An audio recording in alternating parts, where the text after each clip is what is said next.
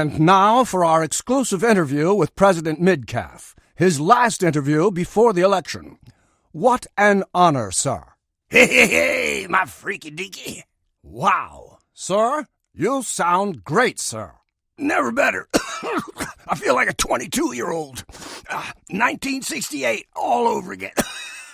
Hell no, we won't go. I want to go out and stick it to the man. Sir? What's the matter, Mr. Chatter? Well, sir, in a manner of speaking, you are the man. Whoa, you're freaking me out right now. Whoa, that stuff Doc's got me on is crazy strong. Whoa, I can't go around sticking it to myself now, can I? No, sir. Sir, I doubt any of us really need one at this point, but how about a closing argument? All right. America, you may doubt that pigs will ever fly, but just remember, swine flu. You lost me, sir. Mr. President, this would be a great time for you to dispel all these unfounded rumors about you leaving the country if you lose. Stoist. That means it is what it is in Russian. Pardon? Is that an option? You kinda lost me again, sir. I have to say, you don't sound preoccupied with the election, sir. Should we take that as a sign you are feeling confident? Confident? I'm spitting confidence. Anyone around me can tell you they're covered in my confidence. Why wouldn't I be confident? Look, if my supporters come out armed to the teeth with the facts, I don't see how we could... I am so sorry, sir. I'm broadcasting from home. My dog never barks. I don't know what got into him. Calm down, girl. Everything's okay. Just calm down.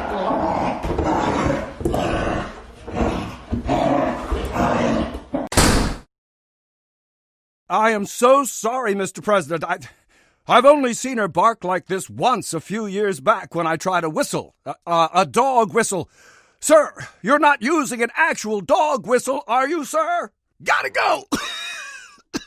They just found an old man using a sample ballot for toilet paper in Duluth. We're dredging a local lake to see what other ballots he may be hiding. Well, that's all we have for you today. Now remember to vote, or not, depending upon how you plan to vote.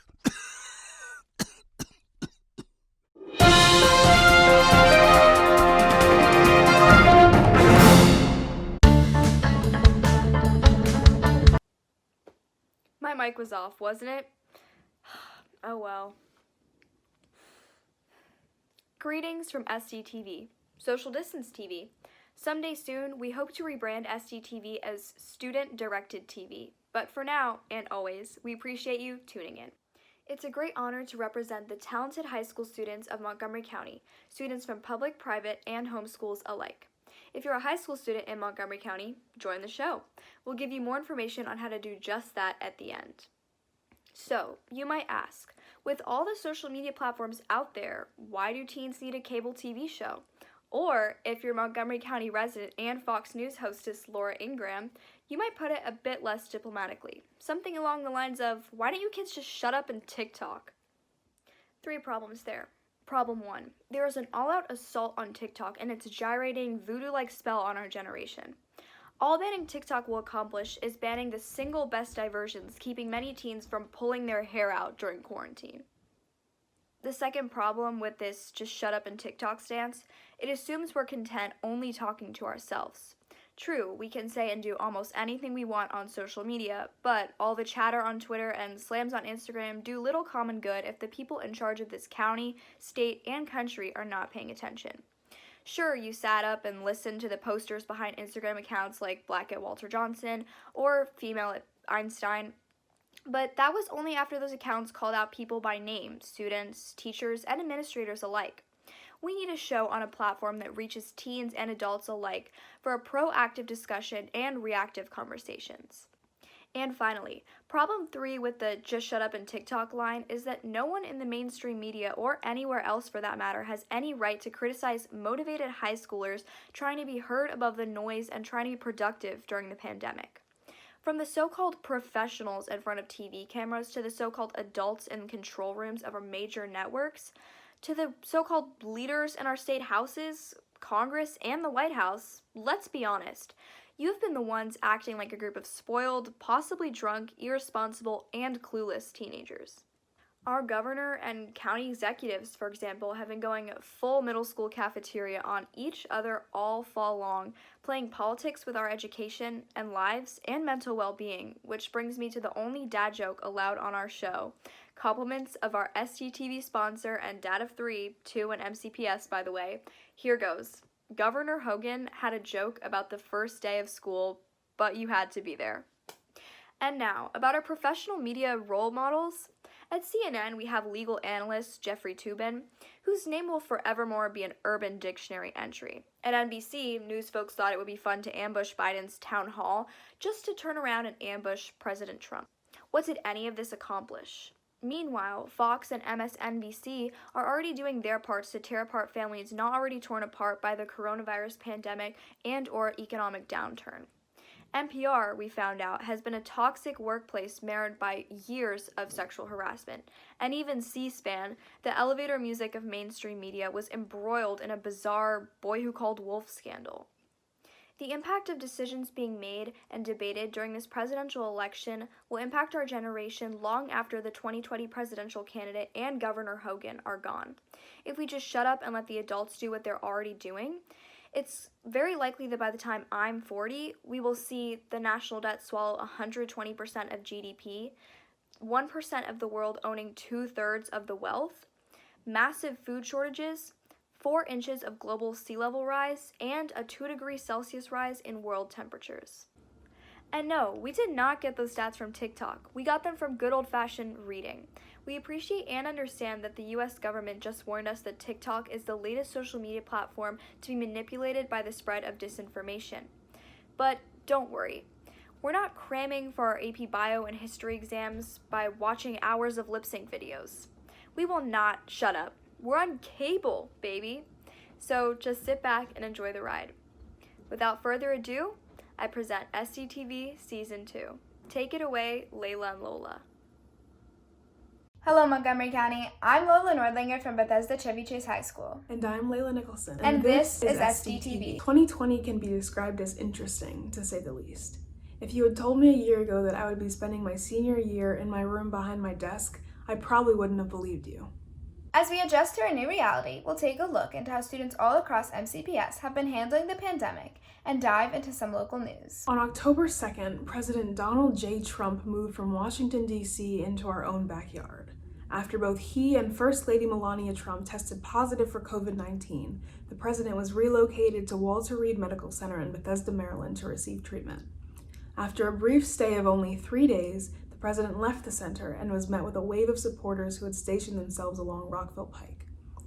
For more information, let's turn it over to Hunter Walterman from Montgomery Blair High School for more information. Today I'm in Bethesda as President Donald Trump is discharged from Walter Reed Medical Center after being diagnosed with the coronavirus. On Friday, President Donald Trump shattered the news cycle, tweeting that he and First Lady Melania Trump tested positive for coronavirus. Hours later, the president was transported to Walter Reed Medical Center in Bethesda out of an abundance of caution, according to staff. There, hundreds of supporters and protesters gathered to send a message. I just am really grateful to this president, and I just want to wish him well. I'm down here because as a Christian, we are called to visit the sick and the imprisoned. As with anything Trump, the trip was not without controversy.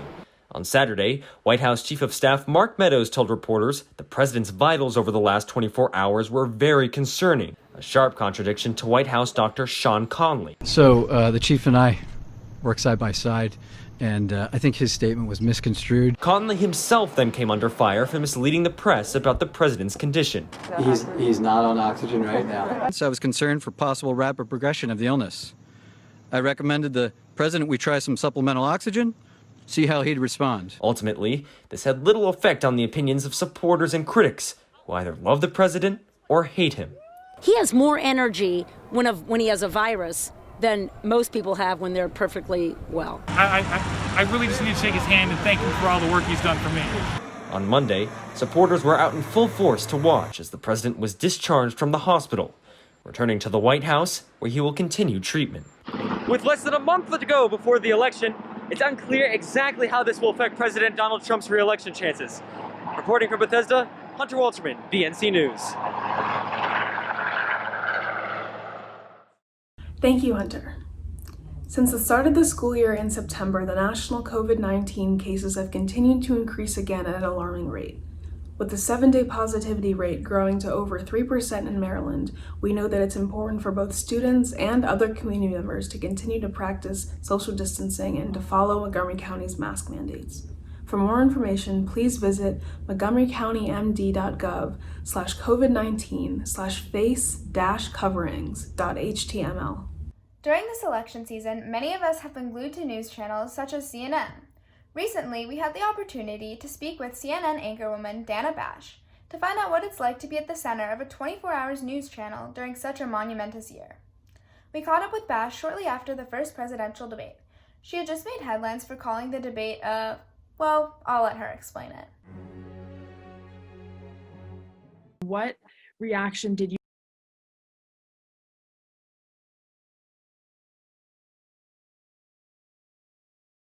my 9-year-old woke up in the morning and he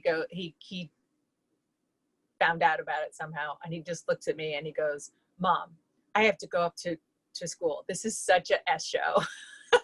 I was like, okay, I deserve that. You know what? I still can't believe that happened. I mean, I got permission to say that. I was thinking about it. It's the first thing I thought. It's all I could think of to say after this is done. It was the only thing that was, taking up residence in my mind. And my boss was like, "You definitely should say that, because we're cable and there's no FCC violation. The networks have different, different rules and different guidelines. But I don't know. Don't you guys think there was kind of no other way to describe it?" Yeah. Izzy Thorpe and Antonia Reen are two organizers from Bethesda Chevy Chase's Newsmakers and Breakers. The Newsmakers and Breakers are a speaker series event that meet most Wednesdays during lunch over Zoom. Their guest speakers vary from people in the fields of journalism, politics, and government. Izzy and Antonia organized an event to speak with Dana Bash on her report on President Donald Trump while he was at Walter Reed. They invite you from all over the county to join these meetings and to get to hear from more influential people in journalism, politics, and government. Go to tatlerextra.org for the full interview, a list of upcoming speakers, and the Zoom link to get into these meetings. This conversation with Bash was from a series that we call Newsmakers and Breakers. Every week we speak to people in and behind headlines. To hear the entirety of Bash's interview and to see a list of upcoming speakers, please go to tatlerextra.org or click the QR code. Our next segment comes from WJ student Coco Bond-Rozic. One group which has not had to shut down things during the pandemic have been skateboarders. In fact, the shutdown has created major skate sport around DC. Up next, they take us on their skateboarding adventures down by the Georgetown waterfront, Freedom Plaza, and more.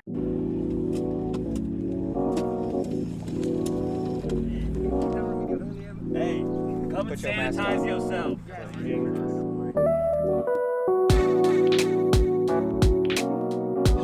I still got crew on, man. Oscar, how are you wearing a sweater?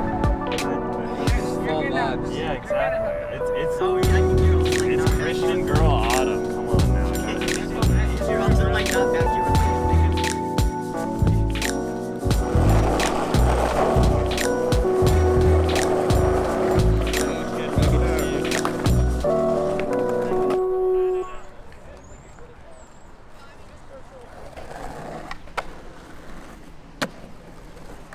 So we just arrived at the slab at Georgetown waterfront. This is definitely one of my favorite skate spots just because it's right next to the water and the spot itself is really laid back, if that makes sense. This is an OG spot for the friend group. This is where we first kind of started skating in DC, which is pretty cool. But yeah, we've all kind of been just working on our own tricks and things like that over quarantine just because we can't really see each other at all. But occasionally we'll all plan to get together and have this kind of distanced day out in DC and just hit all the spots that we used to. which is what we're doing today. So the game plan for today is we're gonna start here at Georgetown Waterfront, and then we're gonna go to Pulaski, and then we're gonna go to the benches at Navy Yard, and then we're gonna head to this place called Malcolm X Park, which is a little bit farther north. But yeah, it should be a really good day. I'm really excited that everyone was able to kind of like get out and get together again.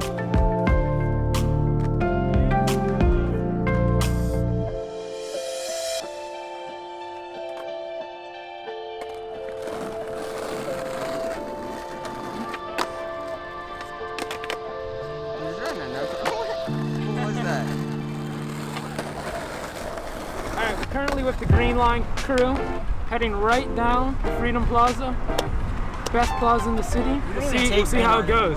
It's just all Oscar's car. Hey. Charlie, how you holding up back there? It's great, honestly. I'm in love.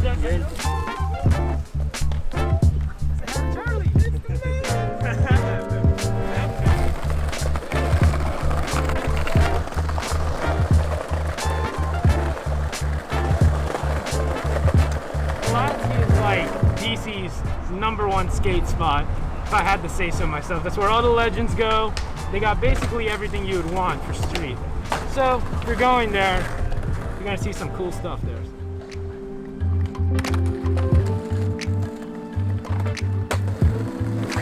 Yeah, so we're at Pulaski, you know, we're kind of hungry and kind of tired, so we're probably not going to get that many clips, so we're probably going to get food after this, but like it's also just kind of a, you know, kind of an intimidation thing too, because like so many good skaters come to skate here, like Tyshawn Jones, Cater, Yoshi, he's like local too, so it's like you never know, and you know, they're just these really good skaters, and I'm not that good. You know, there's a lot of ledges and I kind of suck at ledges, but, you know, hopefully I'll still get some good clips in.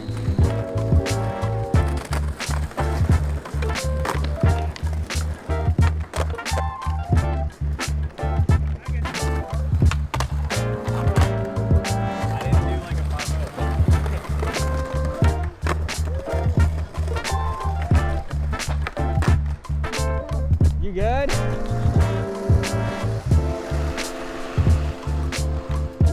Some fried chicken, and then we're gonna go Navy Yards. Can we just get some Chinese? Can we get some What do you want? Whatever you're good. Chicken. Yeah, chicken. Fresh up. Hey! This is what I've come for. Alright, we call it the benches, right by Nat Stadium, on the waterfront. It's Anacostia. It's nice, fun spot. I don't have much else to say about it. That's perfect.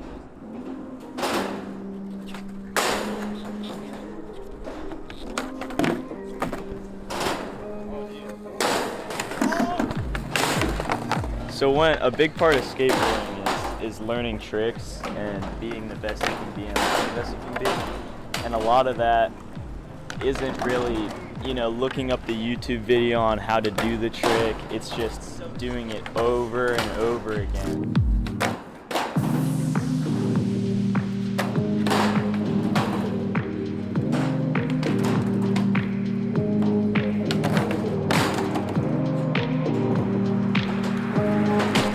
And then you get that one try when you like finally stick it and you finally land it.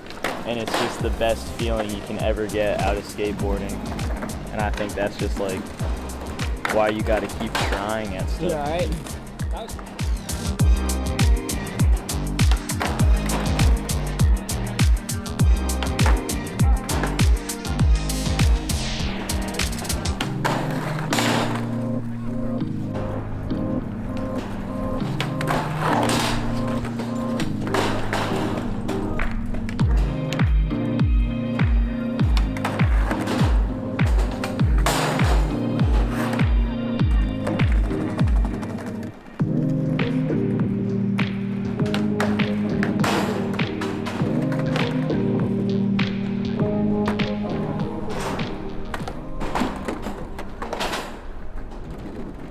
To Malcolm X Park, also known as Meridian Hill. Some crazy bowls there that are really fun.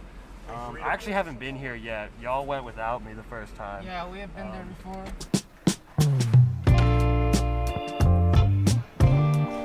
Alright, so this is my first time at Malcolm X. I've got a ramp in my backyard because I really like transition skating, but this is pretty crazy because it's a street spot, but it's pretty similar, so I'm pretty excited to try it out. It's beautiful weather, lots of people having fun around us, not just skating. We've got people boxing, people doing karate. Really nice way to end the session.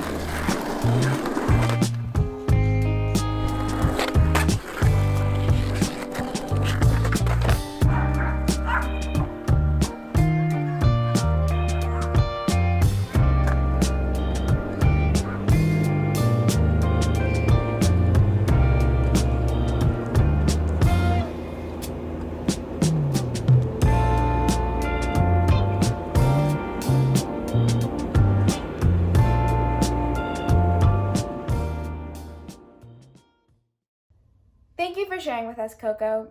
It makes me want to learn how to skateboard. Your day was a great reminder that we do live in a beautiful place, and even with the current state of the pandemic, there are activities we can all get out and enjoy while following Corona guidelines and staying safe. This election season has been especially hard on those of us just below the voting age. We are watching people literally make decisions that will impact us for the rest of our lives, and we do not have an official say in the matter. Our colleague, Summer, recently caught up with 2 MCPS students with a whole lot to say on elections they can't participate in.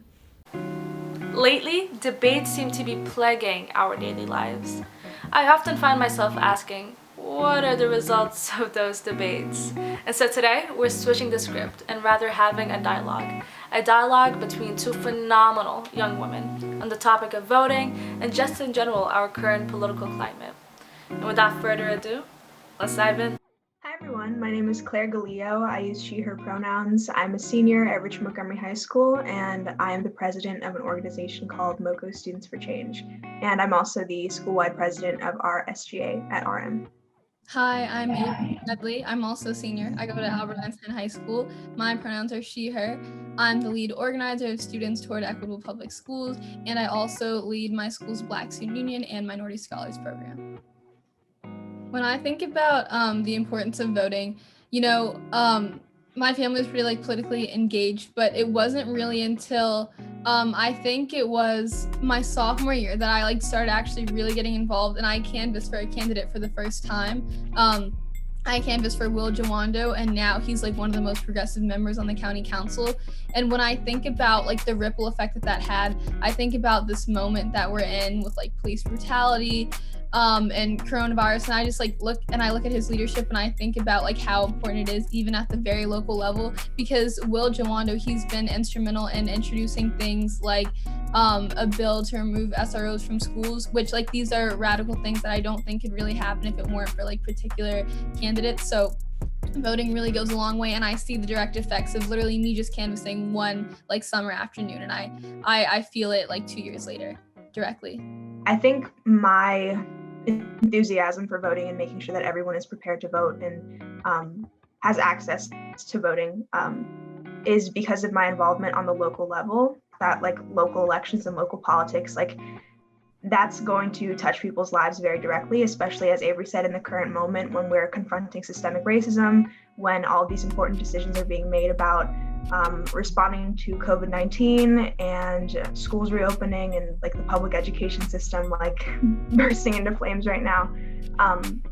I think that making local politics more at the forefront of our discourse about voting and understanding that those elections are going to affect our lives directly, and that those people that we are putting in those positions are going to be making decisions on behalf of us. That's how our democracy works. We make the decision to put in place the decision makers. So whether it's Board of Education seats or Montgomery County Circuit Court seats, we need to find ways to become aware of those things and participate, because they will be making decisions on behalf of us. For me, as a young queer Black woman, literally my life is on the line in terms of climate change, literally our lives are on the line. And I think lots of young people recognize that, and it's not exactly at the forefront of so many older people's minds, but it's so important that like we put people in power who recognize that, because it seems like really only our generation is like taking it as seriously as we should. When I think about, Claire talked about systemic racism, police brutality, like that's literally affecting my life. And then you see how the Trump administration, they're putting in place all these measures that like roll back things to protect like LGBTQ people. So all these different things, like it's really like my life that I'm voting for. I feel like a part of my identity is being a member of Generation Z, and I think like the political discourse that is run by people not of our generation, they're sort of turning to us being like, oh, we're so proud of what you're doing, like you're gonna be the ones to save our future. But I personally can't even vote in this upcoming election. So basically my involvement has been compelling other people to vote. And I think that our involvement with the political process and electoral politics, we do need to understand the importance of these races, and also know that like as we become of age and are able to participate in these elections, like we need to be taking the narrative into our own hands and bringing about the change that we wish to see as a generation, but also like be willing to like take that generational knowledge, because there have been people before us who have already been doing this work and there's so much to be gained from them. And to kind of add to Claire's point, like absolutely we're standing on the shoulders of giants, and I know like where we are today would not be possible without the past work of other generations. And I'm honestly, This is the first part of our discussion. Next episode, we'll be hearing about radical empathy in our generation. And so don't forget to tune in.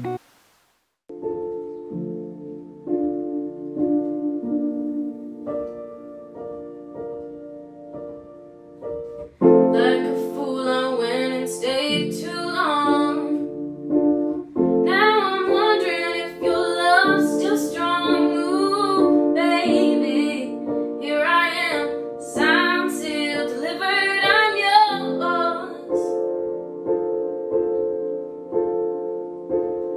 Then that time I went and said goodbye.